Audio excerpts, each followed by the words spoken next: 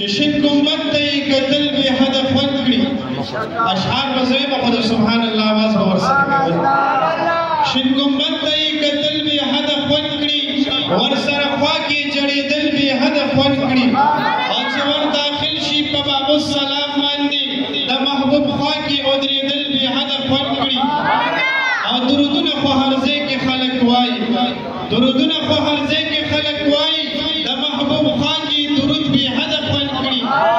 او چې د یار سلام له کله څوک فارغ شي، چې د یار سلام له کله څوک فارغ شي، د ابوبکر عمر سلام بې حده خوند کړي.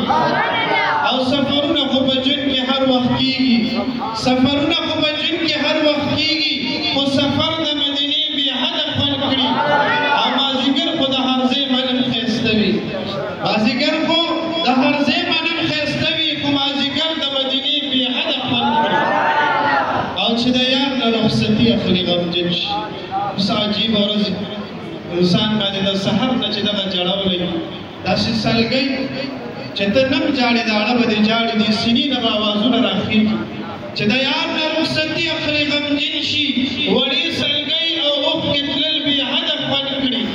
او چې جانان نه روانېږي نو جړېږي، چې جانان نه روانېږي نو جړېږي، مخکې تلل شاته کتل بې حده خوند کړي.